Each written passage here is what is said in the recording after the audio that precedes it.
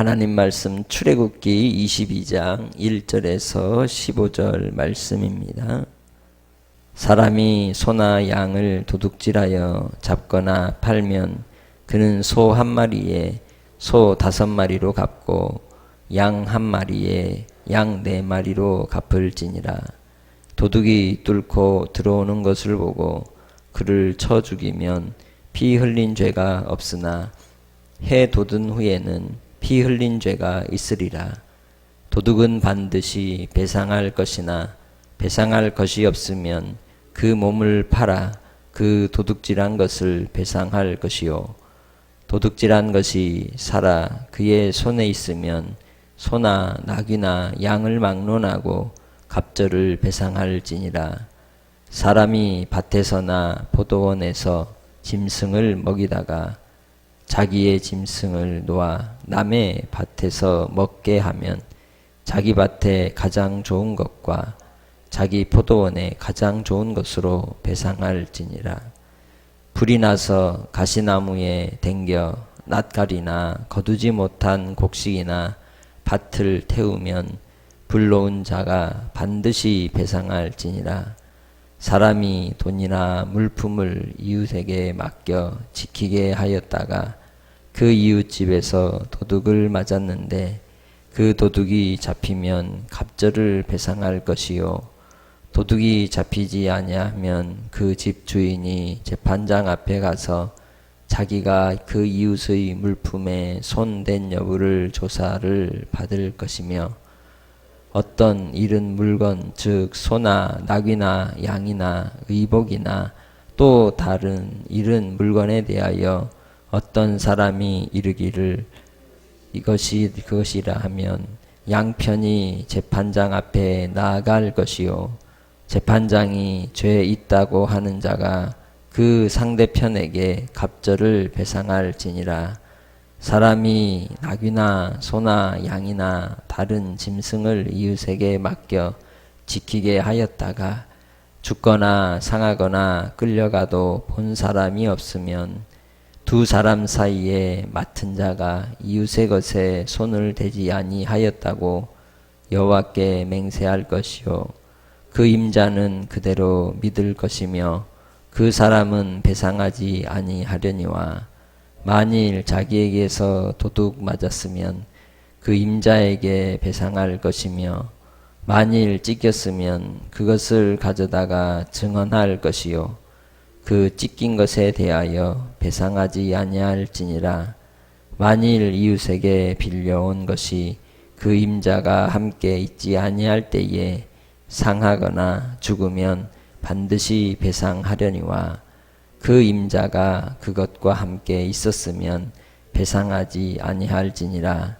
만일 새 낸 것이면 새로 족하니라. 아멘. 일상생활 속에서 일어나는 작은 일들 가운데 이스라엘 백성들이 율법을 지킨다는 것은 하나님과의 언약의 아주 중요한 의무사항이며 이 의무들을 또 이 규례들을 지키지 않음으로 위배함으로 그들은 하나님의 법을 저촉하게 되고 범법하는 자가 되는 결과를 낳게 됩니다. 그만큼 율법이 이스라엘 백성들에겐 아주 무거운 짐과 같았습니다. 그러나 그것이 그들로 바로 가나안 땅에 들어가서 살아갈 때에 하나님의 백성으로서의 정체성과 또 구별된 삶을 위해서 아주 중요한 요소였기에 하나님께서는 그들로 율법을 세우시고 그 율법의 내용들을 지키도록 하셨던 것입니다. 본문에 나타나는 이러한 이제 규례들은 배상법이라고 보통 말하죠. 사람들에게 빌린 것들 혹은 맡겨진 것들에 대하여 어떻게 해야 될지를 말씀하고 있는 겁니다.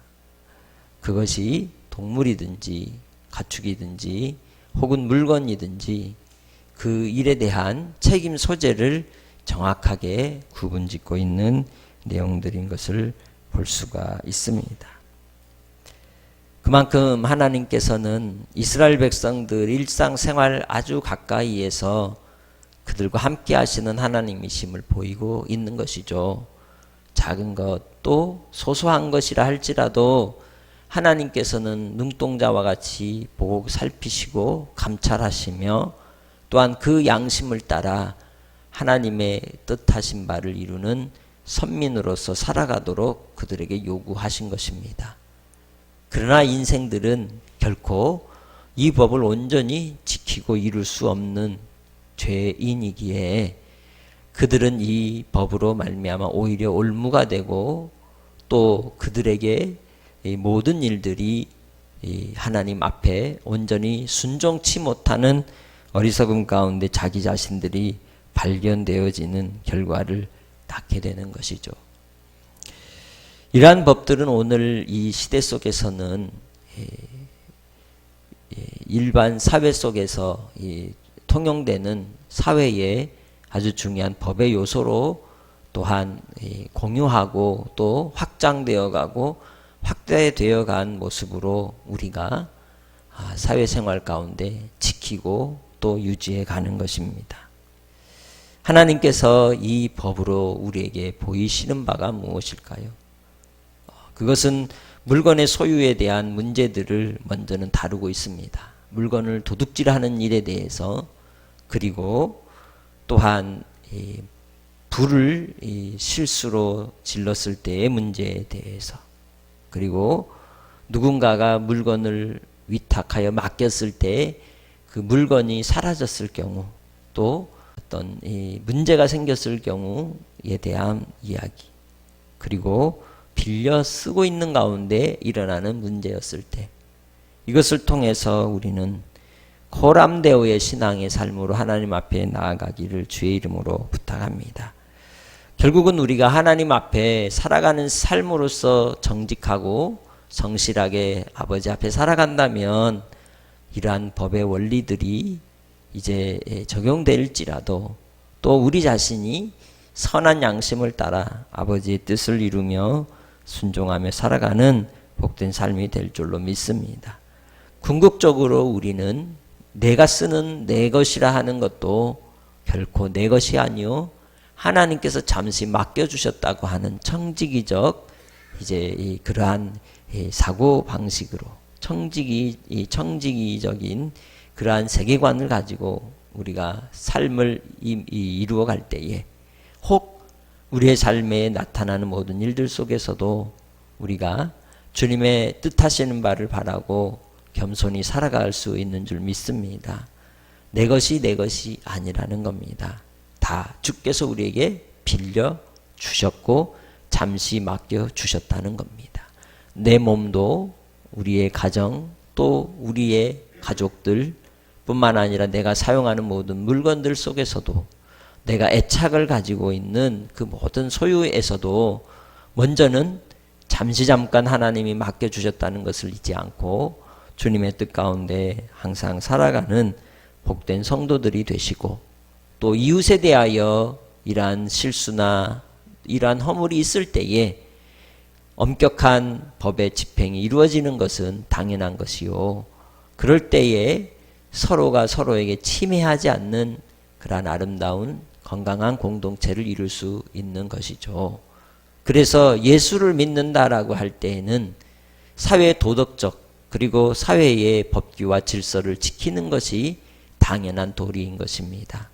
그를 통해서 하나님의 그 선하심이 이 땅에 또 드러나게 되는 것이죠.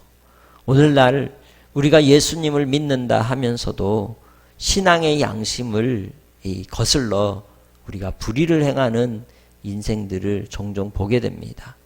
예수를 믿기 때문에가 아니라 하나님이 우리의 인생의 주인이시기에 하나님으로 말미암아 하나님께서 우리를 살피시고 주께서 우리에게 맡기셨기에 주님 안에서 충성하며 주님의 뜻을 받들고 나아가는 성실한 하나님의 백성들 되시기를 주의 이름으로 축복합니다.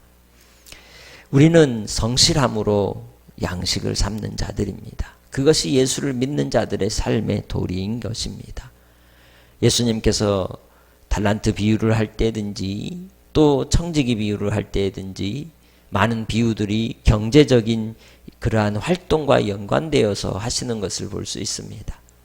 그러면서 달란트 비유를 통해서도 보면 그 달란트를 가지고 열심히 일하여 소득을, 이익을 남긴 자와 그러지 않고 땅에 묻어둔 자에 대하여 하나님이 내리시는 심판과 판단의 근거가 무엇이었습니까?